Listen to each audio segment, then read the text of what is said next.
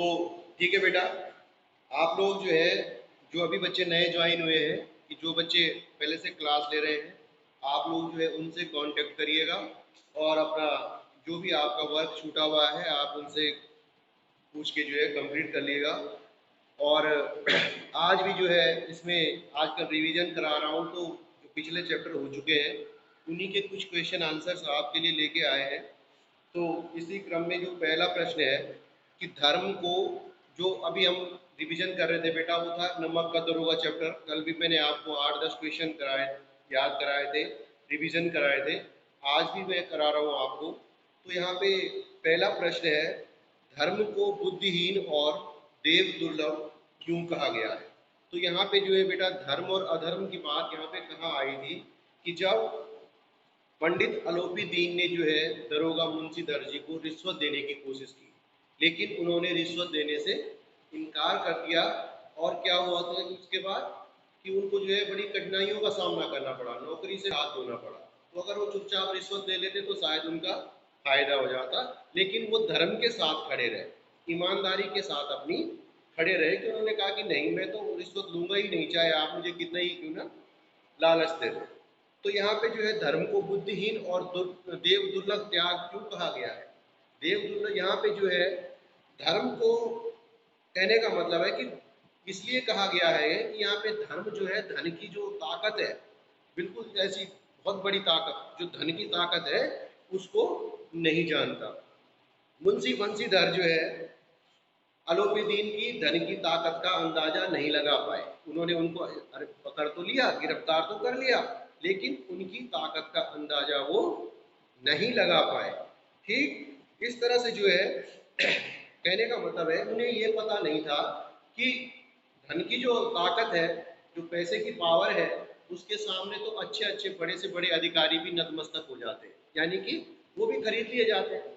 इसलिए जो है यहाँ पर धर्म धर्म का प्रतीक किसको माना गया है? बंशीधर जी को। तो उनको जो है यहाँ पे बुद्धिहीन और देव दुर्लभ माना गया है। ठीक है, यहाँ पे मतलब धर्म के कारण ये है कि धर्म नहीं समझता है कि पैसे में कितनी बड़ी ताकत होती है, इसलिए जो है धर्म को यहाँ पे देव दुर्लभ त्याग और बुद्धिहीन कहा गया है। क्योंकि ये काम माना जाता है कि धन का जो लालच है वो तो देवता भी जो है उसको नहीं त्याग पाते। दूसरा क्वेश्चन है बेटा कि दोनों शक्तियों में संग्राम होने लगा और धर्म धन के आगे कैसे डटा रहा। अब दोनों शक्तियों में संग्राम कैसा होने लगा कि एक तरफ तो वंशीधर जी जो है धर्म की शक्ति का प्रतीक है, जो दरोगा वंशीधर है, बड़े ईमानदार व्यक्ति है। दूसरी तरफ जो है जो पंडित अलोपी दीन है, वो धन के बल पर जो है सबको खरीदने का मादा रखते हैं। तो यहाँ पे धर्म और धन में जो है संग्राम होने लगा, यानी कि अब वंशीधर को जो अलोपी दीन था उनको लालच देते चले जाते, रिश्वत की रकम बढ़ाते जाते, मतलब एक तरह से उनको कुछ भी करने के लिए तैयार हो गए, कितना भी पैसा देने के लिए तैयार हो गए। लेकिन मुंशी बंशीधर जी जो है अपने कर्तव्य से बिल्कुल नहीं हटे, उन्होंने ईमानदारी के साथ जो है रिश्वत देने से इनकार कर दिया।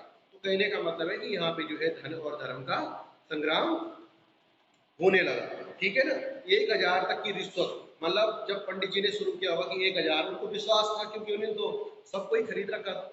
लेकिन उनका ताला पहली बार किसी ईमानदार इंसान से पड़ा कि जो इतने लालच देने के बाद भी नहीं बिका, यानी एक के बाद एक बोले दागते गए वो उनपे, पहले 1000, 2000, 4000, 5000, 40,000 तक बात पहुंच गई।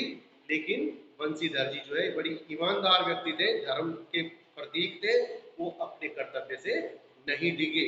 तो यही कहने का मतलब है कि संग्राम होता रहा, इधर से जो है धन की बौछार, मतलब गोले पड़ते रहे, लड़ाई होती रही, इधर से धन रूपी हथियार चलता रहा, लेकिन धर्म के प्रतीक बंशीधर जी अपनी जगह से टस से मस नहीं हुए।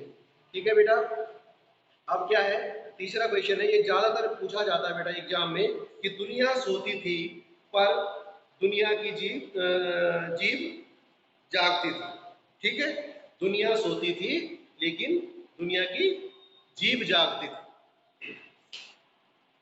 तो इसका मतलब यह है कि जब बंशीधर जी ने जो है पंडित अलोपी दीन को गिरफ्तार किया था, उस समय रात का वक्त था। ठीक है बेटा। रात के समय उन्होंने गिरफ्तार, रात्रि के समय उनको गिरफ्तार किया था, लेकिन सुबह होते होते, ठीक है बेटा, उनको हिरासत में लेने का समाचार क्या हुआ, आग की तरह फैल गया चारों तरफ। यानी कि जिस समय वो अरेस्ट हुए उस समय तो सब सो रखे थे, रात का वक्त था, लेकिन जैसे जो है उनके गिरफ्तार होने की, उनको हिरासत में लेने की खबर जो है फैलने लगी, तो सबके मुंह पे जो है सिर्फ उन्हीं के बारे में बात होने शुरू हो गई कि भाई कैसे किसी इतने बड़े आदमी को जो है, इसको कैसे फंसा दिया, किसने गिरफ्तार कर लिया।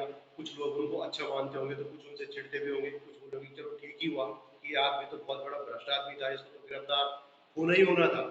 तो इस तरह से जो है दुनिया सोती थी, उसकी जीत जागती थी, इसका मतलब यही हुआ। ठीक है बेटा।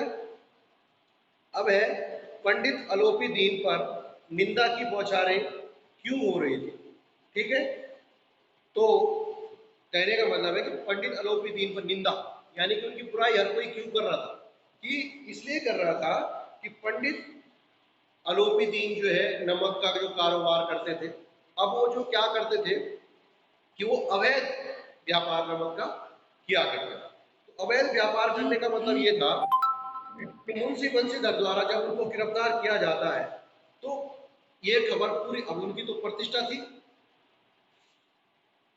पूरे इलाके में उनकी प्रतिष्ठा थी कि भाई इतना प्रतिष्ठित व्यक्ति, कुछ सब लोग उनकी इज्जत करते थे। तो तब लोगों को पता भी कुछ नहीं, ये भी सोचा कि अरे इतने बड़े आदमी और नमक का काला कारोबार करते हैं। तो इस तरह से जो है उनके अवैध व्यापार में गिरफ्तार होने के खबर पूरे क्षेत्र में फैल गई। तो हर कोई जो है उनके बारे में, कोई अच्छा था तो कोई बुरा बोलने लगा। तो मेरा कहने का मतलब है कि हर कोई उनकी निंदा फिर करने लगा कि भाई इतना प्रतिष्ठित आदमी है, इतना बड़ा आदमी है, और देखो गिरफ्तार भी हुआ तो किस मामले में, कि भ्रष्टाचार के मामले में और नमक की कालाबाजारी करने के मामले में गिरफ्तार हुआ है। इस तरह से जो है हर कोई उनको बुरा भला कहने लगा। ठीक है बेटा। फिर है, हाँ, पंडित अलोपी दीन की आलोचना में कैसे कैसे लोग शामिल थे। अब देखो चारों तरफ उनकी निंदा की बौछारें होने लगी, तो लोग उनकी बोलने लगे कि अरे भ्रष्ट आदमी है, क्या नमक का काला कारोबार करते हैं, ये सो करके इस तरह की बातें उनके बारे में लोग उनकी निंदा करने लगे। अब अगला क्वेश्चन है कि पंडित अलोपी दीन की आलोचना में कैसे कैसे लोग शामिल, कि मतलब कौन कौन लोग उनकी जो है बुराइयां कर रहे थे। उसमें देखो उनके पंडित अलोपी दीन की आलोचना करने में जो है भ्रष्ट चरित्र के लोग शामिल थे, जिनका अपना चरित्र भी अच्छा नहीं था। ठीक, कैसे, दूध में पानी मिलाकर बेचने वाला दूधिया, ठीक है बेटा, ठीक, झूठी सूचनाएं देने वाले अधिकारी, ये सब क्या थे, पंडित अलोपी दीन की जो है आलोचना कर रहे थे। सारे अधिकारी जितने भी, कभी उनसे रिश्वत ली होगी, आज उन्हीं की निंदा करने में लगे। दूध वाला है जिसने कभी जिंदगी में किसी को प्योर दूध नहीं दिया, अच्छा दूध नहीं दिया, पानी मिला के दिया, वो तक जो है उनकी बुराई करने लगे। अधिकारी, रेल में बिना टिकट यात्रा करने वाले, मतलब जितने भी भ्रष्ट लोग थे वो सब क्या थे, पंडित अलोपी दीन की निंदा करने में शामिल। मतलब पंडित अलोपी दीन का जो है वो सब लोग, चाहे अपने आप को कितने भ्रष्ट हैं, मतलब इस जिस समाज के सारे भ्रष्ट, चाहे वो रेलवे में फ्री में टिकट में यात्रा कर रहा हो, कभी उसने टिकट नहीं लिया, लेकिन पंडित जी की आलोचना कर रहा है कि यार गलत किया पंडित जी ने, जो है सही नहीं किया, नमक का काला कारोबार करते हैं। दूध दूध बेचने वाला है, हमेशा पानी मिला के दूध बेचता है, लेकिन वो भी कर रहा है कि नहीं गलत किया, खुद को नहीं देख रहा है कि वो कितना भ्रष्ट है। जो अधिकारी है जिनसे कभी रिश्वत ली होगी, जो झूठी सूचना देते हैं, वो अधिकारी बाबू सारे जो है उनकी निंदा करने में शामिल थे। यहाँ तक कि सेठ और साहूकार जो उस समय के रहे होंगे वो भी उनकी निंदा कर रहे थे। सब यही कह रहे होंगे कि हाँ भाई जब गलत करेंगे तो बुरा काम करेंगे तो फल भी बुरा ही मिलेगा। ठीक है बेटा। अब है क्वेश्चन था कि अदालत में मुंशी जी को न्याय अपनी ओर से खिंचा हुआ कैसे दिखाई देता है। ठीक, अपनी ओर से खींचा हुआ, यानी कि जो न्याय था उनसे दूर कैसे दिखाई दे रहा था उनको।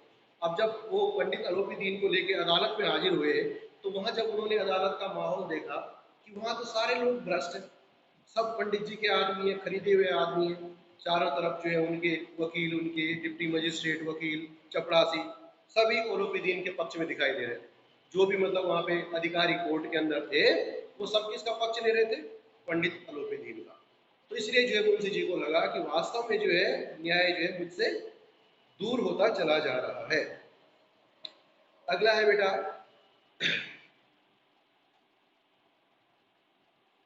पंडित अलोपी दीन को दोष मुक्त करना किस बात को स्पष्ट करता है?